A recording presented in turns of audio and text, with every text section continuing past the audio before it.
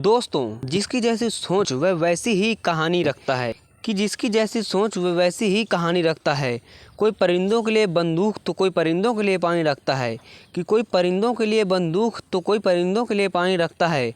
उस इंसान से कभी झूठ मत बोलिए उस इंसान से कभी झूठ मत बोलिए जिसे आपके झूठ पर भी विश्वास हो जिसे आपके झूठ पर भी विश्वास हो। दुनिया के तानों से कभी नाराज़ मत होना दुनिया के तानों से कभी नाराज़ मत होना। अनजान लोग तो हीरे को भी कांच का समझ लेते हैं अनजान लोग तो हीरे को भी कांच का समझ लेते हैं। सच्चा रिश्ता एक अच्छी पुस्तक जैसा होता है सच्चा रिश्ता एक पुस्तक की जैसा होता है। कितना भी पुरानी हो जाए फिर भी शब्द नहीं बदलते। कामयाबी के दरवाजे उन्हीं के लिए खुलते हैं कामयाबी के दरवाजे उन्हीं के लिए खुलते हैं जो उन्हें खटखटाने की ताकत रखते हैं। जो लोग सब्र करते हैं या तो वह जीत जाते हैं या फिर सीख जाते हैं जो लोग सब्र रखते हैं या तो वो जीत जाते हैं या फिर सीख जाते हैं। एक दूसरे के जैसा होना ज़रूरी नहीं होता है नमस्कार दोस्तों, मैं हूं आपका अपना दोस्त दिलीप राजपूत। मैं आज आपके लिए एक कहानी लेकर आया हूं। एक धनी सेठ और एक गरीब आदमी की कहानी है दोस्तों। कहानी जानवर को भी इंसान बना सकती है। पत्थर की तरह मजबूत दिल रखने वाले की आंखों में भी आंसू आ जाएंगे। जिस गरीब आदमी को सेठ ने अपने महल के सामने एक रात्रि के लिए आश्रय नहीं दिया, उस गरीब आदमी ने सेठ के साथ कौन सा व्यवहार किया, इस कहानी से समझते हैं। दोस्तों, यह कहानी बड़ी ही शिक्षाप्रद, महत्वपूर्ण और ज्ञानवर्धक है।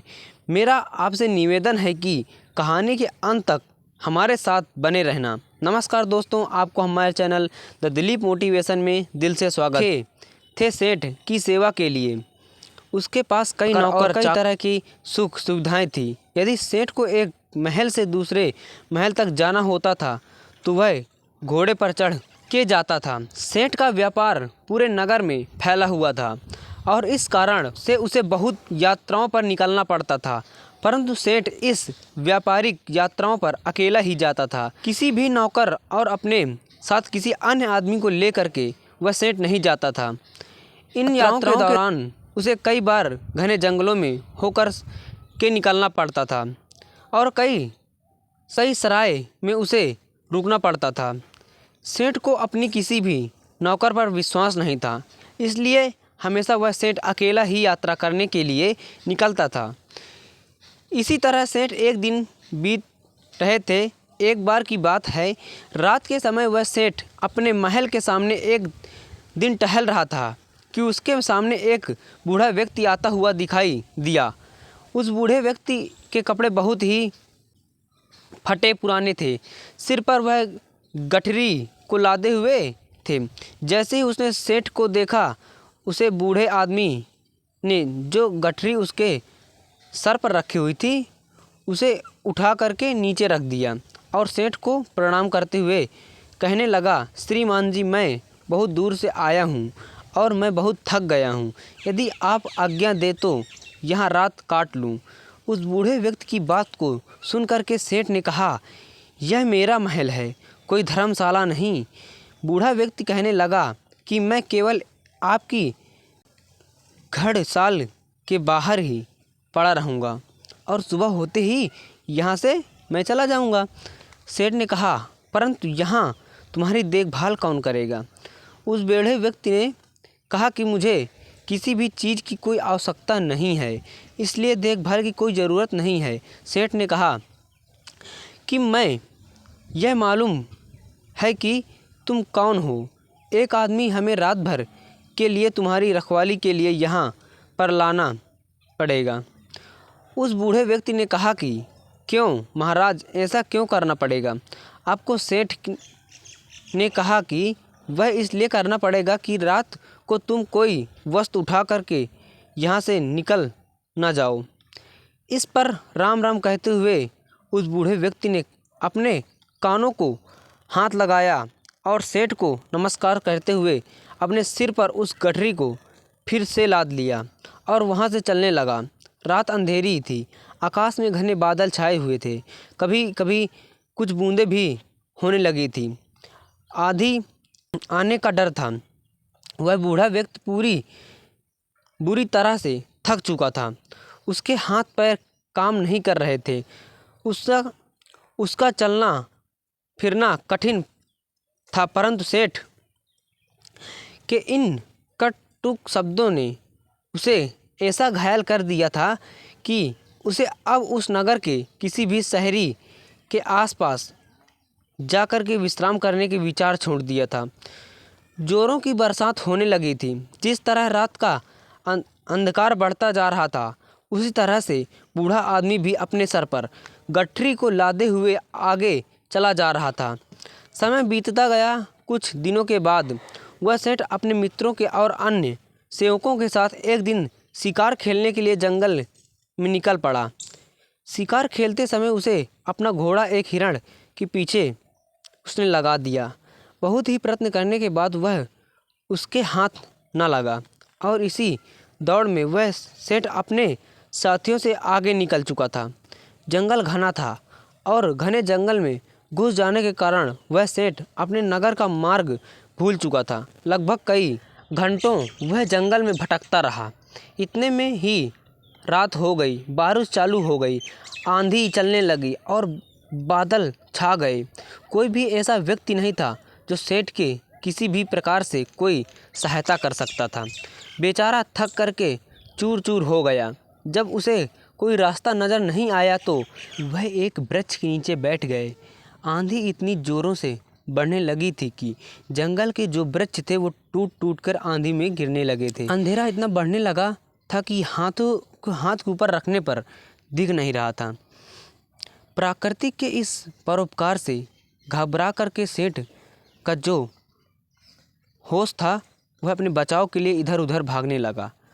घोड़े का मालिक इतना थक चुका था कि उसे होश नहीं था कि थोड़ी देर के बाद आंधी जब कुछ कम पड़ी, थोड़ी थोड़ी बरसात होने से चारों ओर जो धूल थी फैली हुई वह बैठ चुकी थी।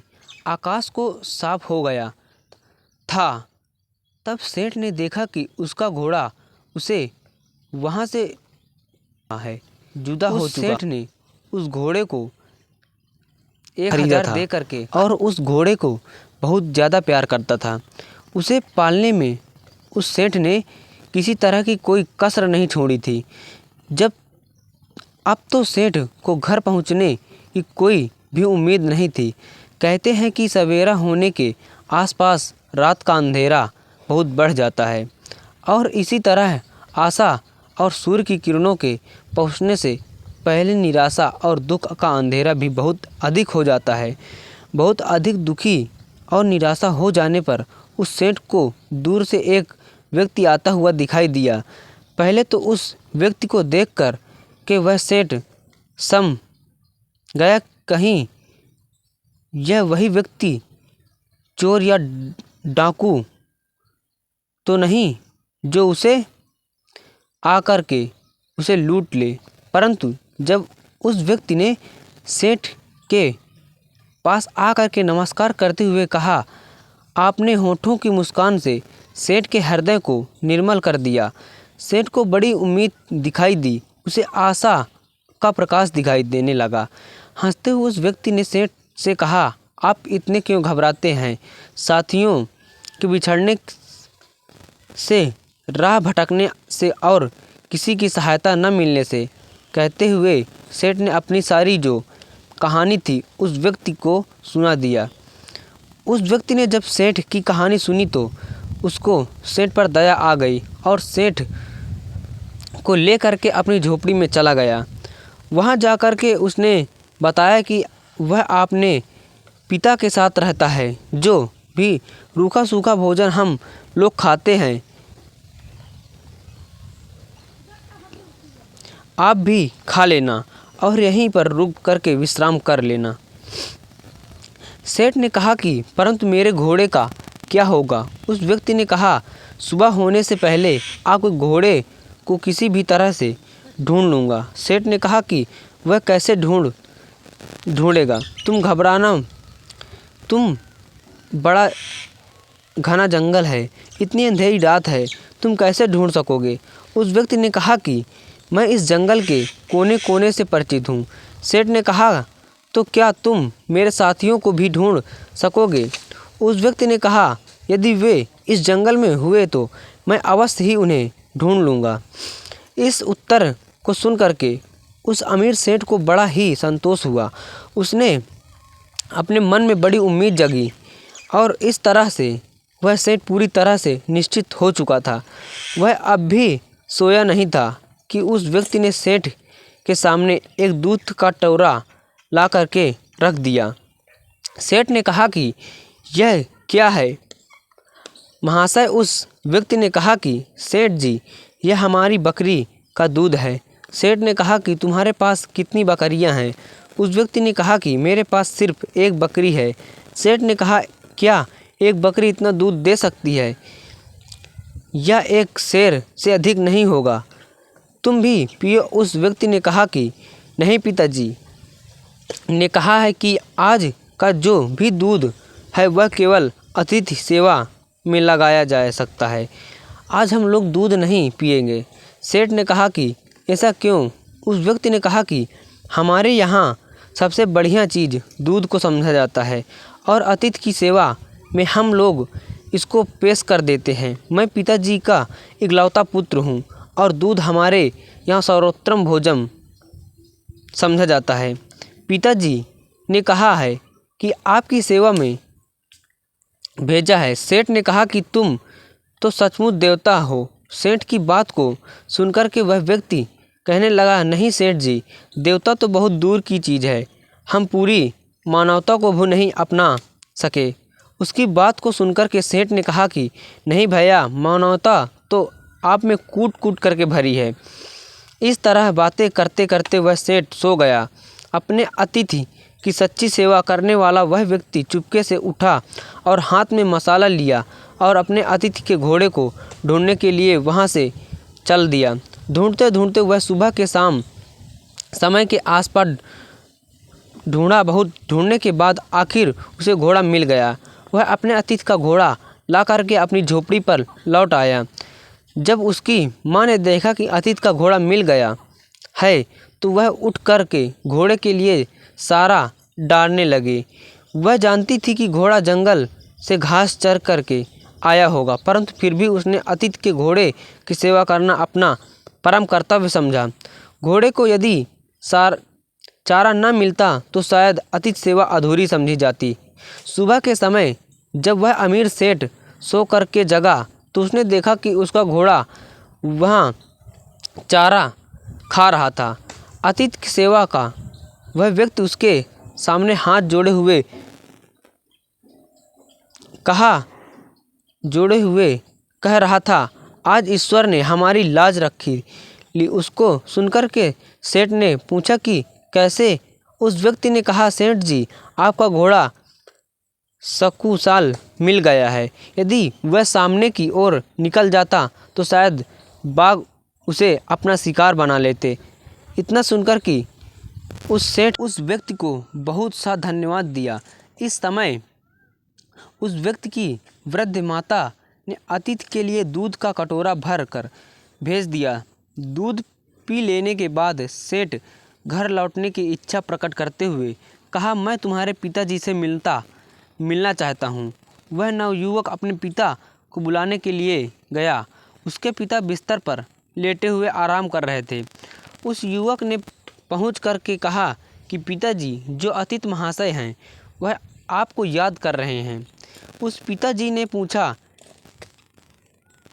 कि किस लिए? पुत्र ने कहा कि वे जानना चाहते हैं। पिता ने कहा, उनसे कहो कि कुछ दिन और ठहरें। पुत्र ने कहा कि मैंने कहा था, परंतु वह नहीं मानते। पिता ने कहा, अच्छा तो उन्हें उनके घर तक छोड़ कर के आओ। पुत्र ने कहा, जाने से पहले वह आपके दर्शन करना चाहते हैं। पिता ने कहा, बेटा, अच्छा तो यही होगा कि मैं उनसे न मिलूं। पिता की इस तरह की बात को सुनकर के पुत्र को कुछ आश्चर्य हुआ। उसने अपने पिता के सामने मुख से भी कोई शब्द नहीं कहा था। आज वह पिता को इस प्रकार देखने लगा मानो उसकी आंखों में शब्द कोई लिखा हो। पुत्र ने प्रश्न किया पुत्र के प्रश्न को पढ़ लिया और उसे धीरे से समझाता हुआ कहने लगा, बेटे, तुम शायद यही पूछना चाहते हो कि मैं अतिथि से इस प्रकार दूर रह कर के उसका निरादर क्यों कर रहा हूँ। असल में मेरी इस बात में भी अतिथि का सत्कार का भाव है भरा हुआ है। पुत्र ने पिता की बात को सुनकर के कहा, मैं इस आदर की भावना को समझ नहीं सकता। पिता ने कहा, समझाओ पिताजी। पिता ने कहा, समझाओ भी कैसे? ऐसी कौन सी कठिन बात है जो मुझे ना समझ में आए? उसके पिता ने कहा, एक व्यर्थ घटना है जिसके बारे में बताना नहीं चाहता हूँ। पुत्र ने कहा कि अच्छा, तो अतिथि महोदय से आपके बारे में क्या कहूँ? पिता ने कहा कि यही कि पिताजी बूढ़े हैं और रोगी भी हैं। वह बिस्तर से उठ कर के चलने फिरने में असमर्थ हैं, इसलिए उनका बाहर आना कठिन है। पुत्र ने अपने पिता का आदेश वहाँ जाकर के उस सेठ को सुना दिया। उस बात को सुनकर के सेठ कहने लगे कि इस पवित्र स्थान पर आकर के मैं ऐसे महात्मा को देखे बिना यहाँ से कैसे वापस चला जाऊँगा, जिसके घर में भूले भटके को मार्ग दिखाया जाता है, अतिथि की सेवा की जाती है, जी जान लगा करके की जाती है। जहाँ अजनबी अतिथि के घोड़े को ढूंढने के लिए घर वाले अपनी जान की बाजी लगा देते हैं और जो घर की गृहिणी हैं वह अपना खान पान उठा करके अतिथि के घोड़े की पेट भरने के लिए तैयार करती हैं। तुम्हारे पिता को देखकर भी ही मेरा जीवन सफल हो सकता है। सेठ का संदेश पुत्र ने पिता तक पहुंचा दिया। अब बूढ़ा क्या करता, उसे सेठ के सामने आना ही पड़ा। सेठ ने देखते ही पहचान लिया कि यह तो वही बूढ़ा है जो कुछ दिन पहले उनके महल के सामने सर पर गठरी उठाए हुए आया था। एक रात के लिए उसने आश्रय मांगा था और सेठ ने उसे चोर तक कह दिया था। इतनी दानव थी उसके दुर्व्यवहार में कि वृद्ध के पुत्र ने अपनी मानवता का परिचय देकर के उसे सेठ का हृदय बिल्कुल बदल दिया था। अमीर सेठ हाथ जोड़ करके खड़ा हो गया और अपने दुर्व्यवहार के लिए उस बूढ़े व्यक्ति से क्षमा याचना करने लगा। बूढ़े व्यक्ति ने कहा कि आपकी ओर से क्षमा याचना का प्रश्न है पैदा नहीं होता है, क्योंकि मैं बाहर आकर के आपको उस पुरानी घटना की याद नहीं दिलाना चाहता था। आपके आग्रह को मैं टाल नहीं सका, इसलिए मुझे यहाँ आना पड़ा। इससे शायद आपको बड़ा दुख हुआ होगा, अतः मुझे आपसे क्षमा मांगनी चाहिए। सेठ ने कहा, कितना ऊंचा है आपका व्यक्तित्व। इतना कह करके वह अमीर सेठ उस वृद्ध के चरणों में गिर पड़ा। उसके नेत्रों में पश्चाताप के आंसू झर रहे थे। उसके होंठ फड़फड़ा रहे थे, मानो वह यही कह रहा हो कि इस बूढ़े की झोपड़ी महलों से भी ऊंची है, क्योंकि जहां मानवता का निवास है। इससे बाद उस सेठ को सुरक्षित हो सेठ अपने घर में लौट आया। इस घटना के बाद उस सेठ का हृदय परिवर्तन हो गया। जहां कठोर सेठ का हृदय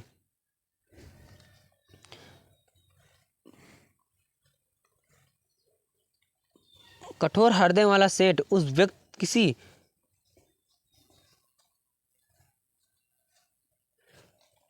सेठ का हृदय परिवर्तन हो गया। जहाँ कठोर हृदय वाला वह सेठ था, उसे किसी पर विश्वास और दया की भावना उसके मन में नहीं होती थी। वही सेठ बिल्कुल बदल चुका था। अब वह दिन और दुखियों की सेवा करता और उसके द्वार पर आने वाले को भी अतिथि थे उनका पूरा स्वागत सत्कार करने लगा। सेठ का पूरा परिवर्तन हो गया था। जो पत्थर दिल सेठ था वह पूरी तरह से पिघल चुका था।